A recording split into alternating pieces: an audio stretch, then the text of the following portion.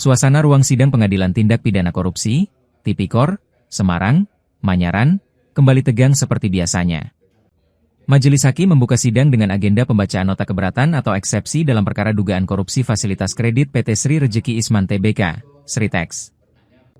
Terdakwa Iwan Setiawan Lukminto tampak duduk rapi mengenakan kemeja coklat, sementara terdakwa lainnya, Iwan Kurniawan Lukminto, hadir dengan kemeja putih, keduanya merupakan petinggi Sritex. Sementara, tim penasihat hukum terdakwa dipimpin pengacara kondang Hotman Paris Hutapea. Iwan Setiawan Lukminto membacakan eksepsi yang mewakili keberatan kedua terdakwa.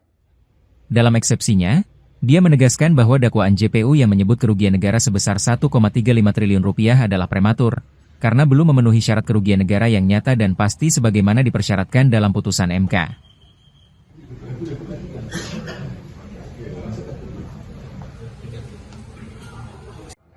Tidak bisa mencantumkan nota keberatan terkait kerugian negara, karena tidak dikasih sama jaksa yang baik. Tetap dikasih ya. Jadi aja dikasih, tapi tidak dikasih. Baik. Jadi kita jangan saling mempermalukan. Kalau ada keberatan gitu loh. Misalnya nih cara Jokso bertanya mungkin tidak bersesuaian dengan acara, tidak bersesuaian dengan uang yang bagus. Demikian juga hakim, saya mengingatkan maksudnya juga penasihat hukum misalnya, kita saling mengingatkan supaya lurus pemeriksaan perkaranya ya, gitu ya. Oke.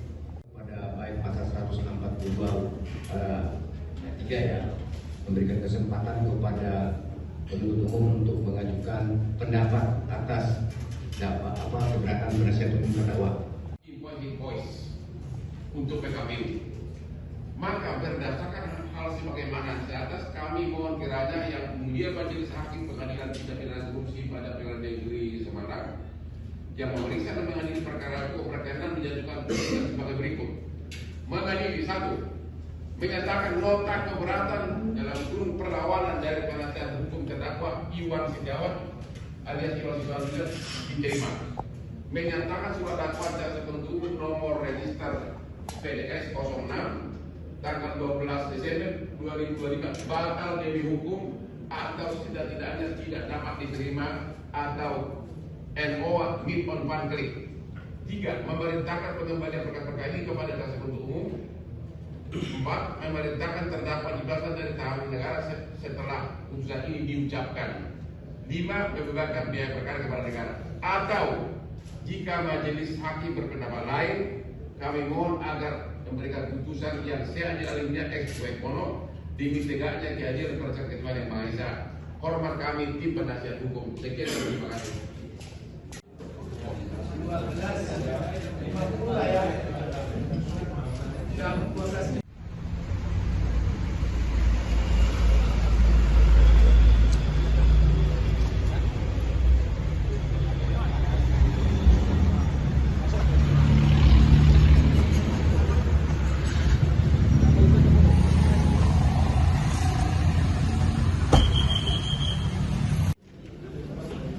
Nota keberatan atau perlawanan yang paling esensial di sini adalah yang belum pernah memang disentuh oleh hakim manapun dalam perkara korupsi BUMN.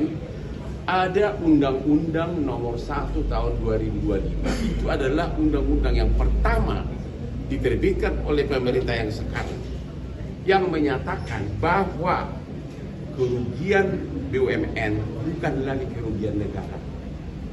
Ya, artinya kejaksaan tidak berwenang lagi menangani perkara keuangan kerugian dari BUMN.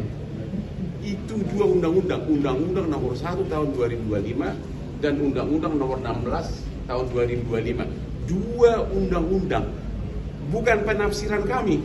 Di dalam pasal penjelasan pasal 4B jelas-jelas disebutkan kerugian dari BUMN karena ya bukan lagi kerugian negara. Jadi kejaksaan tidak berwenang. Itu yang paling fatal di situ. Dan itu dua undang-undang loh, bukan satu. Memang kami tahu kalau sampai ini goal, Anda bisa bayangkan seluruh perkara BUMN akan kolaps, termasuk semua itu kasus Pertamina. Tapi siapa tahu berkat ide jenius Hotman Paris dan tim kan. Tapi memang benar undang-undangnya begitu. Bukan itu, undang-undang tidak dibuat secara silap, bahkan dirubah, dipertegas lagi. Dipertegas lagi, 2 kali dibuat undang-undang. Ya, 2 kali dibuat undang-undang. Entah kenapa dalam perkara korupsi BUMN lain, entah kenapa kuasa hukumnya tidak memakai ini. Itu satu benar-benar kami menganggap itu tim kuasa hukumnya BUMN lain itu agak kelupaan kali ya. Tapi jelas-jelas ya, bukan lagi kewenangan dari kejaksaan, bukan lagi kerugian negara. Itu benar-benar kalimatnya itu tidak perlu penafsiran. Ada kata-kata bukan kerugian negara, itu kerugian BUMN itu sendiri. Dan oleh karenanya bukan lagi perkara korupsi. Berarti yang berwenang adalah Polri. Yang kedua, dasar perkara dakwaan pidana korupsi ini kan karena katanya laporan keuangan dari Sritek palsu, isinya bohong, diduga. Tapi itu kan kewenangan polisi, bukan kewenangan jaksa. Belum ada penyidikan. Jadi bagaimana bisa itu dipakai dasar surat dakwaan? Demikian juga invoice untuk PKPU di pengadilan niaga. Katanya itu fiktif, tapi kan sudah ada 3 putusan pengadilan menyatakan prosesnya oke-oke aja semuanya. Yaitu putusan pengadilan niaga PKPU, putusan pengadilan niaga homologasi mensahkan perdamaian, putusan kepailitan. Semuanya tidak dibahas dalam surat dakwaan.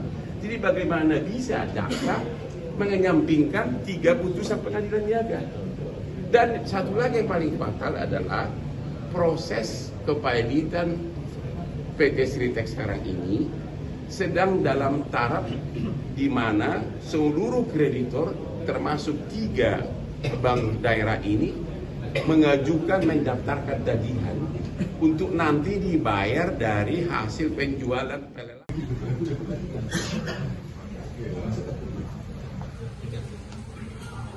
Karena tidak bisa menentukan nota keberatan terkait kerugian negara. Ya. Karena tidak dikasih sama jaksa yang baik. Benar, dikasih ya. Jadi aja dikasih, tapi tidak dikasih. Baik. Jadi kita jangan saling mempermalukan. Kalau ada keberatan gitu loh. Misalnya nih, cara Jokso bertanya mungkin tidak bersesuaian dengan acara, tidak bersesuaian dengan uang yang bagus. Demikian juga hakim, saya mengingatkan maksudnya juga penasihat hukum misalnya, kita saling mengingatkan supaya lurus pemeriksaan perkaranya ya, gitu ya. Oke.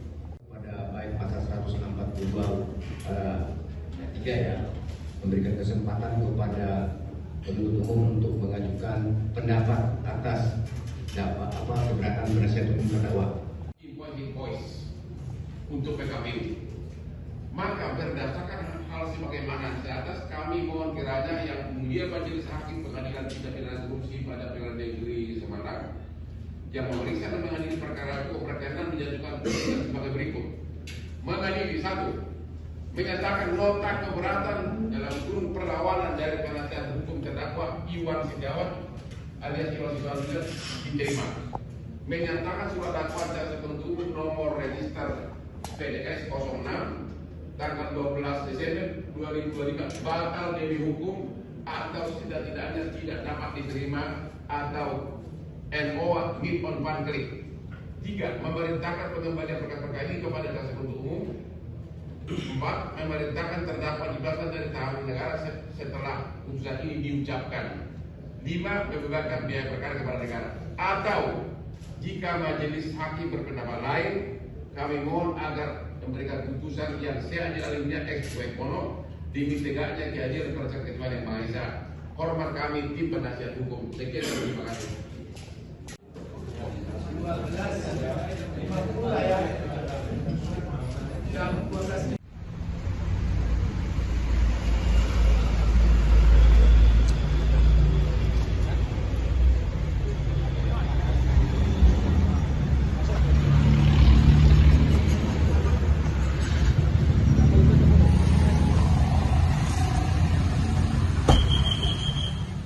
Download Tribun X sekarang.